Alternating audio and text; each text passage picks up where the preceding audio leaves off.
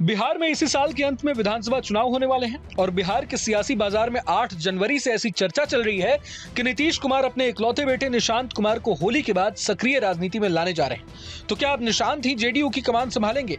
निशांत का political debut किस seat से होगा? क्या वे चुनाव लड़ेंगे भी या नहीं?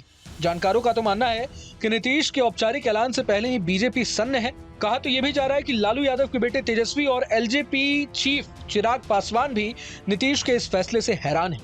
20 जुलाई 1975 को जन्मे निशांत कुमार ने हमेशा से ही एक शांत जीवन जीना चुना है। निशांत एक ऐसे परिवार से आते हैं जिसने बिहार की राजनीति में महत्वपूर्ण भूमिका निभाई। मुख्यमंत्री नीतीश कुमार के बेटे अब 50 साल के हो चुके हैं। खास बात यह है कि 50 साल की उम्र में निशांत अभी भी कुंवारे हैं। निशांत ने एक ऐसा जीवन बनाया है जो अपने पिता की राजनीतिक विरासत से जुड़ा होने के बावजूद अपने आप में अलग है। निशांत की मां मंजू सिन्हा एक स्कूल शिक्षिका थीं, जिनका 2007 में लंबी बीमारी के बाद निधन हो गया था। निशांत ने पटना के सेंट कैरन स्कूल में अपनी स्कूली शिक्षा शुरू की थी, लेकिन चीजें तब बदल गई जब एक शिक्षक ने उन्हें मारा, जिससे उन्हें गंभीर चोटें लग गई। अपने बेटे की सुरक्षा के लिए चिंतित नीतीश कुमार ने निशांत को दूसरे स्कूल में भेजने का फैसला किया। इसके चलते निशांत को मसूरी के मानव भारती इंडिया इंटरनेशनल स्कूल में दाखिला मिल गया, जो उत्तराखंड की पहाड़ियों में स्थित एक बोर्डिंग स्कूल है। स्कूल के बाद निशांत ने झारखंड के रांची में बिरला इंस्टीट्यूट ऑफ टेक्नोलॉजी यानी BIT मेसरा से इंजीनियरिंग की डिग्री हासिल की थी। अब सवाल ये उठता है कि अगर निशांत राजनीति में आ भी जाते हैं तो क्या वे सच में नीतीश की विरासत को संभाल पाएंगे, आगे ले जा पाएंगे? आखिर निशांत की हिस्ट्री क्या है? और सबसे बड़ा सवाल तो ये कि जेडीयू को अचानक निशांत की जरूरत क्यों पड़ने लगी है? गौरतलब है कि पिछले 1 साल से नीतीश कुमार को जो लोग बहुत नजदीक से देख रहे हैं, उन्हें पता है कि उनके स्वास्थ्य पर उनका उम्र हावी होने लगा है।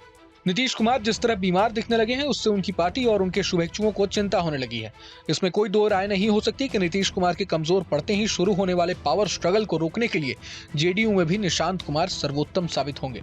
निशांत को राजनीति में लाने के पीछे कुछ और वजहें भी हो सकती हैं। जानकारों का मानना है कि आरजेडी और बीजेपी जेडीयू के अति पिछड़े वोटर्स को हथियाने में अभी से लगी हुई है। नीतीश कुमार के कमजोर होते ही पार्टी के नेता अपना अस्तित्व बचाने के लिए बीजेपी और आरजेडी की शरण लेंगे, पर निशांत कुमार अगर आते हैं तो यही नेता उनको पार्टी का फेस बनाकर सरवाइव कर जाएंगे।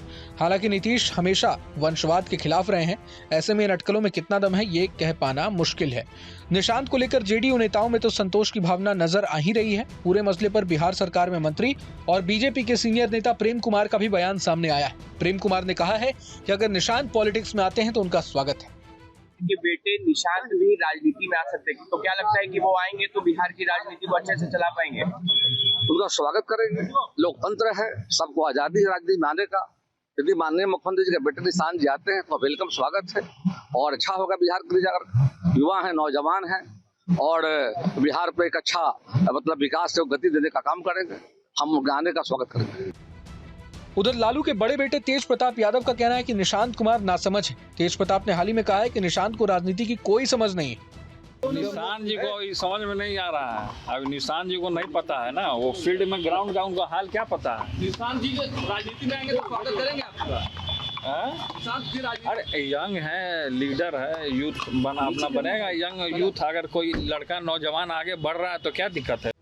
नीतीश कुमार के गृह जिला नालंदा से आने वाले जेडीयू नेता और राज्य मंत्रिमंडल में वरिष्ठ मंत्री श्रवण कुमार के बारे में समझा जाता है कि वो निशांत को राजनीति में लाने में अपनी अहम भूमिका निभा सकते हैं।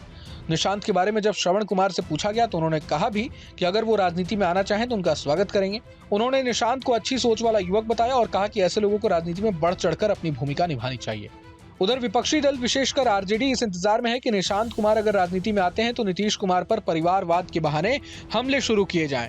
जहां तक बीजेपी का सवाल है तो वो ये बिल्कुल नहीं चाहेगी कि नीतीश कुमार के बाद फिर कोई ऐसा शख्स जेडीयू में आए जो उसे सत्ता के शीर्ष पर पहुंचने से रोके।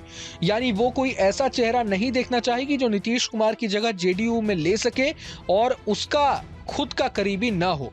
वैसे जेडीयू में नीतीश कुमार की जगह लेने वाले संभावित लोगों की जो सूची है उनमें ज्यादातर बीजेपी के करीबी ही माने जाते हैं। बहरहाल पूरे मसले को लेकर आप क्या सोचते हैं हमें कमेंट बॉक्स में जरूर बताएं। अगर आपको ये वीडियो पसंद आया तो लाइक करें और चैनल को सब्सक्राइब करें। वहीं तमाम बड़ी खबरों के लिए देखते रहें न्यूज नेशन। न्यूज नेशन अब व्हाट्सएप पर खबरों की ताजा अपडेट के लिए न्यूज नेशन के इस QR कोड को स्कैन करें।